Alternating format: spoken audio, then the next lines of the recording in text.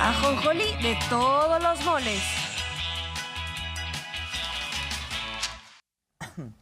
Bueno, pues son algunos temas que tienen que ver con la discusión política vigente, ¿no? Por una parte, esto que sucedió ayer, el presidente López Obrador recibió la visita de Claudia Sheinbaum, y por el otro también el pronunciamiento respecto a la cuenta de Fox. Podemos empezar con lo de Claudia, que es claro que hoy en día es la dirigente de este movimiento, recibió el bastón de mando, pero pues que tiene muy buena relación con el presidente López Obrador. Bueno, veo que ya vamos a iniciar con lo de Fox, ¿verdad? Entonces le damos por ahí con lo de Fox. Pero bueno, ya los planteamos los dos temas, básicamente, sí, ¿no? Sí. Mira, vamos a lo de Fox, que es lo que ahora habíamos estado comentando y que es sobre lo que va la respuesta de Miguel, la pregunta de Miguel Arzate ahí en las calles de la Ciudad de México. Vamos a ver lo que plantea el presidente en función y retomando lo que ya en otros momentos ha planteado sobre este mismo tema, que es el de la censura. O sea, ¿no te sorprende la postura del presidente? No, para nada, se esperaba. Totalmente, no muy consistente, siempre ha dicho sí. Prohibido prohibir. ¿Está mal? ¿No deben de cerrarla? Yo siempre he estado en contra de la censura. Prohibido prohibir. Y más cuando se trata de la libertad de expresión. Cuando cerraron la cuenta del presidente Trump, me opuse y aquí lo manifesté. Y no solo eso, cuando en Twitter el nuevo directivo, nuevo dueño, Elon Musk, llevó a cabo una consulta para ver si le devolvían la cuenta a Donald Trump, voté a favor de que le regresaran su cuenta. Y lo dejé en mi red de manifiesto. Prohibido prohibir. Uno tiene que aprender a autolimitarse. Nada más que se entienda que todo eso que se hace de manera extravagante, grosera, indebida, pues eso tiene un efecto de boomerang. Eso se regresa y afecta a quien envía un mensaje así. Por eso hay que aprender a autolimitarnos. Oye, y una cosa es la decisión que pueda tomar una empresa privada como X y otra la determinación que tendrá el INE que tomar, porque también fue denunciado ante el INE Vicente Fox por violencia política de género. Pero dice el presidente, en lo que hace a los foros, ya sea público o privado, siempre hay que permitir que la gente hable, que se manifieste. Además, se pintan de cuerpo entero. Hay que decir, Vicente Fox pues ayuda a clarificar muy bien la postura de la derecha, ¿no? Siempre han sido misóginos, sí. Siempre han sido, ¿no? Pues muy ajenos a las causas populares y sin duda, pues él dice lo que algunos otros dicen en privado o se pone una máscara, ¿no? Sí, pero es que una cosa es que justamente se exhiba eso en el ámbito del debate público y que se pueda dar ese debate público, se pueda exhibir y sancionar socialmente desde ahí. Y otra cosa es que se imponga una restricción para que cierto discurso no se vea y entonces ya no exista debate. Eso es contra lo que está el presidente realmente. Si me apuras, yo creo que también estaría en contra de una sanción por parte del INE a Vicente Fox. Sí, seguramente. Pero bueno, también es una estrategia de campaña, ¿no? Los del Movimiento Ciudadano andan centrando ese tema y bueno, pues veremos si le regresan o no la cuenta a Vicente Fox.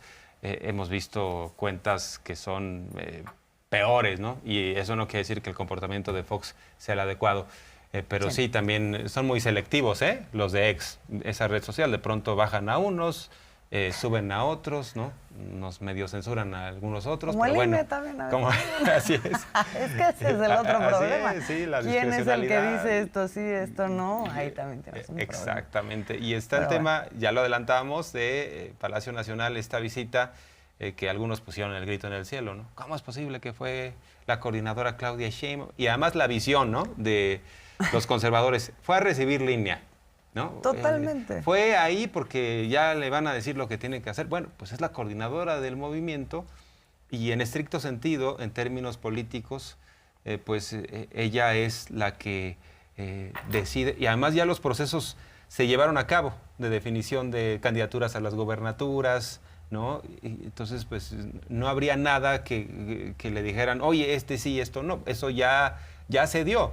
Y obviamente, pues son encuentros que se van a tener en función de la afinidad y de la agenda en común que tienen, ¿no? Son naturales. Y no tienen ninguna implicación pública, o sea, en el ámbito de las competencias de uno o de otro, hablando particularmente del presidente también, o sea, de que esto implique alguna otra cosa en términos de la elección o del contexto electoral. Hay que recordar, ya lo decías, hay una relación muy larga entre el presidente López Obrador y la doctora Claudia Sheinbaum, en tanto que forman parte los dos de un movimiento social que ha buscado por mucho tiempo democratizar al país y también transformarlo, que es un poco lo que ahora está en curso y es lo que recuerda el presidente cuando dice somos amigos, platicamos de cosas varias y no, nada de línea.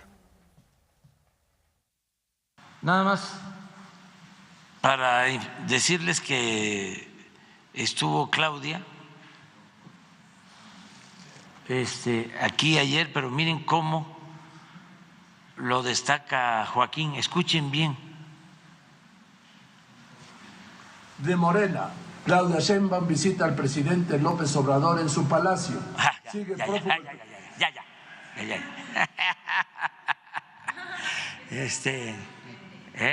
Pues vino, tenía interés en platicar conmigo, comentamos algunas cosas, pues cómo le ha ido, somos amigos, además es mi compañera, es la dirigente del movimiento al que pertenezco. No, yo ya de eso no hablo. ¿Cómo te ha ido? ¿Cómo estás? Y ella también me pregunta y sobre eso platicamos. Yo no me estoy pronunciando a favor de que la gente vote por ella, no lo hago, ¿sí? Eso lo va a decidir la gente, pero sí es mi amiga y sí es la dirigente del movimiento al que pertenezco. Claudia es muy inteligente, muy inteligente. No lo olviden. Ahora sí, si me pidieran que yo no reciba a nadie, pues también lo cumplo, ¿eh? Bueno, pues esperemos que sí se tome alguna determinación por ahí, pero cuando algunos dicen es que López Obrador está en su palacio, les molesta el hecho de que haya cancelado la residencia oficial de Los Pinos, que ahí sí había mansiones, todo muy fastuoso, y el presidente en un gesto de republicanismo y de austeridad dijo Palacio Nacional nada más. Entonces no es su palacio, es el Palacio de la República y ya es muy importante esta explicación que da, es el palacio en donde el presidente pues despacha los asuntos públicos. Pero hay muchas resistencias todavía y de eso se ha tratado también el movimiento obradorista, el movimiento de la 4T, de afrontar diversas resistencias. Y recuerda en toda esta explicación que da, pues cómo han tenido que batallar y en este acompañamiento ha estado Claudia Sheinbaum, pero también muchas personas valientes que algunas incluso pues ya fallecieron por edad, que ya no alcanzaron a ver la culminación, ¿no?, de este proyecto con la llegada a la presidencia de la República. Y recuerda, entre otras cosas, el plantón de reforma, ¿no? El plantón de reforma y el fraude de 2006, un poco explicando el contexto de este plantón, también a propósito de otras movilizaciones que de pronto se dan en la actualidad en donde sale a florecer la violencia y hay todo un planteamiento que parecería que lo de menos es la causa y lo demás es de qué manera la expresamos y cómo te obligo o cómo hago de esto un show mediático. Dice el presidente, no, en aquel momento nos satanizaron por ese plantón de Reforma, no entendían lo que estaba pasando y retoma porque ahí, en ese momento, ese plantón y en otras manifestaciones que hubo que también fueron pacíficas, en el marco de distintos fraudes electorales, pues es donde cristalizan mucho de estas resistencias y de la lucha que hubo consistentemente para irlas enfrentando de manera pacífica y de manera legal. Vamos a escuchar tantito de lo del plantón, porque hizo hoy muchas revelaciones del presidente, que por cierto adelanta, ya va a estar su libro. Así es, va a estar buenísimo ese libro, sin duda. Vamos a escuchar esto. ¿Por qué tomamos la decisión de hacer el plantón? Que nunca lo entendieron nuestros adversarios, porque no van a entender, porque su propósito es otro.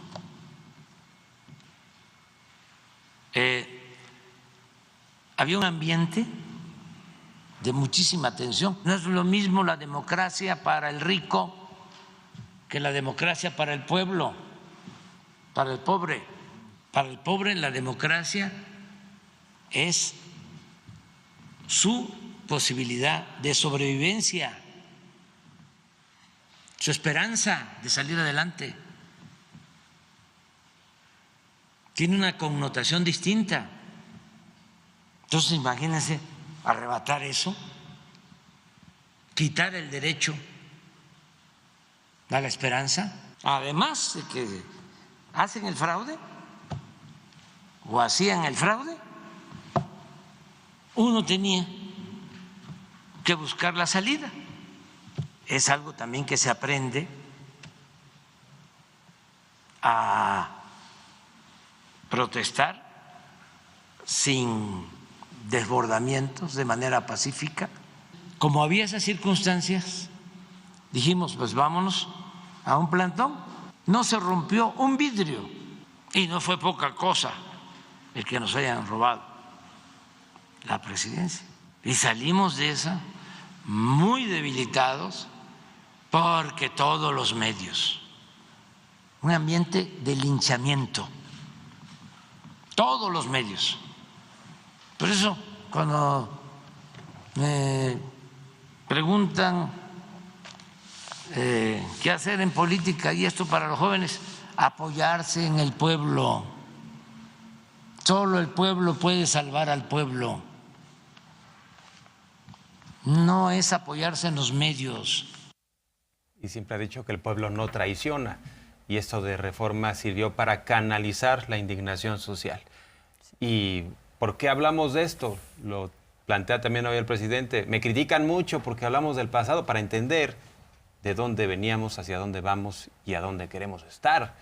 Porque si no leemos la historia y si no entendemos exactamente los procesos históricos, pues podemos caer otra vez en el error de pensar que ya no va a volver a suceder, que tengamos un régimen autoritario, que tengamos un régimen de corrupción, que es hacia donde anhelan algunos, ¿no? O sea, hay que ver los actores principales que rodean a la candidata de la oposición y nos vamos a dar cuenta fácilmente de qué es lo que quieren, ¿no? Sí, que tengamos un gobierno resultado de, al final, decisiones que son de cúpulas de grupos de interés, en donde está incluido incluso por momentos la autoridad electoral, ¿no? Que es parte de lo que consistentemente se vivió en distintas elecciones. Esto del plantón, dicho sea de paso, en medio de toda esa tensión, pues se daba porque había una certeza de que se había ganado, y no solo se tenía la certeza a nivel de intuición, se probó. Y mucho trabajo hubo ahí en paralelo al plantón, hay que recordar, para probar y entregar a las autoridades electorales toda esta información. Eso también lo recuerda, es que esto viene bien también con... Ayer Claudia Sheinbaum presentó el documental de su vida, lo presentaron, y parte importante a propósito de todo el camino recorrido de ella en relación al movimiento y en relación al presidente López Obrador, parte muy importante tiene que ver con eso, con esa lucha por la democratización y en medio de todo eso, pues probar que sistemáticamente se cometía fraude electoral. Vamos a ver un pedacitito de ese documental en donde justamente habla de eso. Cuando viene el fraude del 2006, yo lo voy a ver al siguiente día y me dice, entonces empezaba lo del voto por voto, casilla por casilla, pero de la gente. Y entonces me dice él, ¿me puedes ayudar a trabajar con un equipo para entender cómo fue el fraude? Fueron pues muchos días de ver las actas, cómo eran, contar los números, hacer matemáticas con el famoso PREP, hasta que vimos pues cuál había sido el esquema principal del fraude, ¿no? Que fue en la casilla, cambiando los datos de las actas, aparte pues de otros métodos. Pero todo ese proceso para poderlo ir sabiendo exactamente qué es lo que había ocurrido y cómo evidenciar que realmente ha habido un fraude, pues fueron muchas noches sin dormir. Hasta que se hizo pues el documento que fue presentado en el Tribunal Electoral. Y en el tribunal se lavaron las manos, ¿no? Dijeron no pasó nada, había irregularidades muy groseras, ¿no? Votaciones en ciertas casillas en donde López Obrador sacaba 535 votos y le ponían 53, ¿no? Ah, caray. Así, de plano, ¿no? Otras casillas a Pato, en donde para Felipe Calderón había el 100% de los votos, o sea, un fraude muy grosero. Y a propósito de esto que pasó en 2006, pues no fue, digamos, algo casual, sino era una instrumentación que se hacía en el régimen autoritario, o sea, era algo sistemático. Lo padeció un poco antes, en 1994, López Obrador, allá en Tabasco, cuando Roberto Madrazo se robó la elección y le metió ni más ni menos que $70 millones para comprar esa elección. O sea, imagínense nada más, $70 millones para una elección de gobernador. ¿Cuántos habrán gastado para otras candidaturas? Para la de Peña, como presidente, imagínate. Que sí. También en 2012 ese fue el tema, Sí, porque una cosa es la operación Casilla y la otra pues es el desvío de recursos, ¿no? Y el andar transando con recursos de quién sabe qué procedencia. Muchísimos millones. En este caso, vamos con la anécdota de ese 94 en Tabasco que llevó a hacer este éxodo por la democracia y también a intentar probarlo con pruebas, o sea, con evidencia constante y sonante de la que hoy nos recuerda el presidente. En ese entonces lo que se buscaba era que se repitiera la elección, básicamente, porque creo que estaba autorizado por el Instituto Electoral de Tabasco un techo de gasto de campaña de 3 millones y nosotros probamos que Madrazo se gastó $70 millones. ¿Se los explico cómo fue que llegamos a tener las pruebas? Porque tenía un contador, el PRI, muy ordenado. Y en el camino por Puebla me hablan y me dicen, es que hay una casa vacía,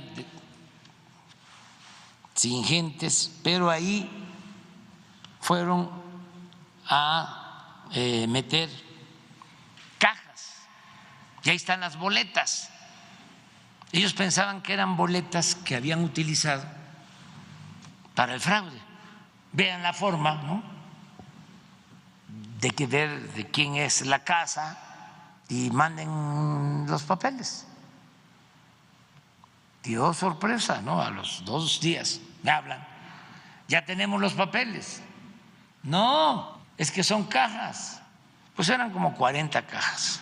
Entonces, casi llegando aquí, llega una camioneta de 3 toneladas llenas de esas cajas y era toda la contabilidad ordenada de lo que habían gastado en campaña, las aportaciones, los cheques, quiénes habían recibido el dinero, todo. Y era un tesoro, ¿no? Se presenta una denuncia, pero ya saben cómo son las autoridades. Acudimos a la Procuraduría, estaba el procurador del PAN, Lozano Gracia, ¿sí? Y a él le llevamos todo, pues tanto en el INE como en la Procuraduría, carpetazo.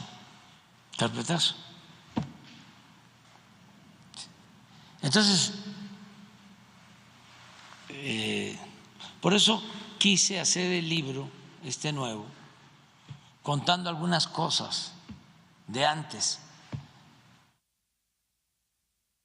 Porque Antonio Lozano Gracia era el procurador general de la República que puso a Ernesto Zedillo en esta concertación que tuvo con Diego Fernández de Ceballos, ¿no? Le pagaron el favor de bajarse en la contienda presidencial del 94, entregándole, entre otras cosas, no solo lo de Punta Diamante, esos eran los terrenos, digamos, sí, una dádiva muy interesante, pero yo creo que más interesante era para Diego Fernández de Ceballos, siendo abogado, que le entregaran la PGR. Y ahí puso es a su donde amigo, empieza Antonio este traspaso del Poder Judicial y de la justicia en general a manos del PAN. ¿No? Así es. Y todo esto va a ser parte también del nuevo libro de López Obrador.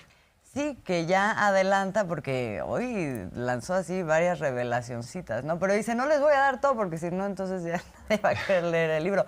Pero habla, por ejemplo, de que en 2018 Amid y Anaya los quisieron bajar en un momento y meter a otro. Pero ya no da más detalle. Vamos a ver por qué, sí, lo que sí adelanta es cómo están sus tiempos de entrega, ya está por ser publicado. Decidí hacer un recuento y ahí vienen algunas cosas. Porque cuando uno escribe, aunque ya lo haya dicho en otro libro, y estoy uno escribiendo un nuevo libro, si es estrictamente académico, se puede poner en el pie de página, consultar, ¿no?, a otro autor o a uno mismo en otro libro, pero por lo general, cuando se trata de libros como los que yo escribo, ya nadie va al pie de página, o sea, porque yo describo, narro, entonces solo al final ya pongo la bibliografía y voy colocando nada más números, pero sin nada de pie de página. Entonces sí voy a repetir cosas, las voy a actualizar, las estoy actualizando, para que sea un libro que ayude a comprender desde el inicio de mi lucha junto con muchos más, mujeres y hombres, todo el proceso, hasta el 31 de diciembre de este año.